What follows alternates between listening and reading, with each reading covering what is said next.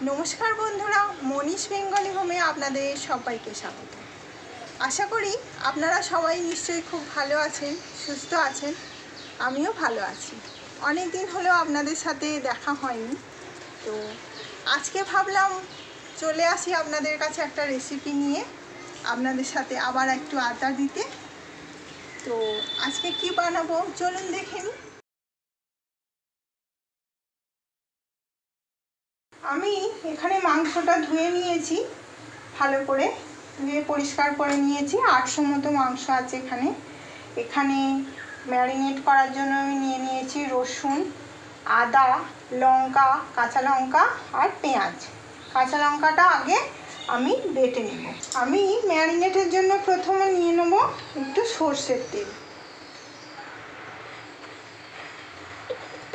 আর নুন परिमाण मतो नेब, हलुद अल्प, काश्मीरी लंका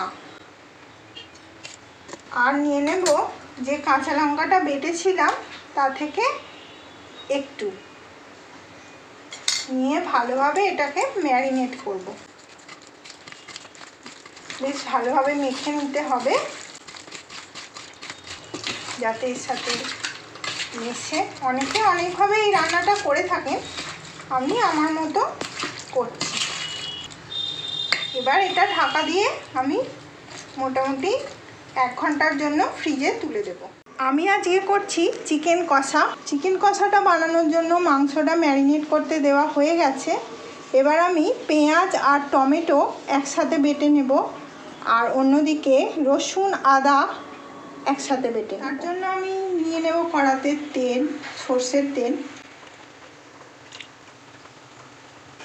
তেল গরম হয়ে গেছে, এতে দেব জিরে, তেজপাতা, দারচিনি, এলাচ আর দুটো লবঙ্গ। চিকেন কষা বানানোর জন্য আমি পেঁয়াজ আর টমেটো বেটে নিয়েছিলাম আর অল্প পেঁয়াজ ফোড়নের জন্য রেখেছি, সেটা এখন দিয়ে দেব। ওতে অল্প চিনি দেব লাল হওয়ার জন্য। পেঁয়াজটা অল্প হালকা লাল হয়েছে, এবার আমি এই আদা রসুন বাটাটা সবটা দিয়ে দেব।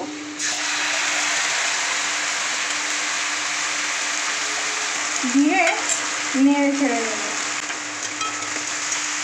আদা রসুন বাটাটা ভালো করে ভেজে নিয়েছি।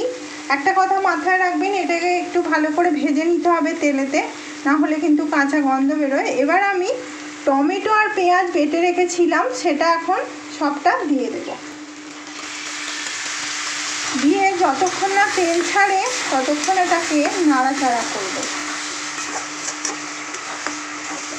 মশলায় তেল ছেড়ে দিয়েছে, এবার আমি ওতে কাঁচা লঙ্কা বাটাটা মিশিয়ে দেব।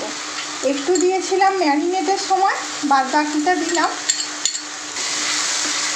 নেড়ে ছেড়ে নেব। আস্তে আস্তে গুঁড়ো মশলাগুলো দিয়ে দেবো। এবারে দিয়ে দেব হলুদ, কাশ্মীরি লঙ্কা, চিকেন মশলা, জিরে গুঁড়ো আর ধনে গুঁড়ো দিয়ে ওটাকে আবার কষিয়ে নিতে হবে। মশলাটা কষা হয়ে গেছে, দেখুন কি সুন্দর কালার এসেছে। এবার আমি ওতে নুন দেব। ম্যারিনেটের সময় কিছুটা নুন দিয়েছিলাম আর স্বাদ মতো দিলাম, দিয়ে মিশিয়ে নেব নুনটা। এবার এতে মাংসগুলো আস্তে আস্তে তুলে দেব। ম্যারিনেট করা মাংসটা এবার দিয়ে দিচ্ছি। এবার ভালো করে ওটা কষতে হবে।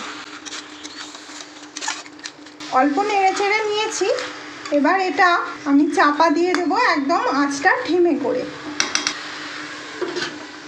মাঝখানে একবার খুলে ঢাকা খুলে আমি নেড়ে দিয়েছিলাম। মশলাটা একটু কড়ায় লেগে যাচ্ছে, তার জন্য আমি অল্প জল এতে দেব। এতে বেশি জল দেয় না, যেহেতু এটা কষা।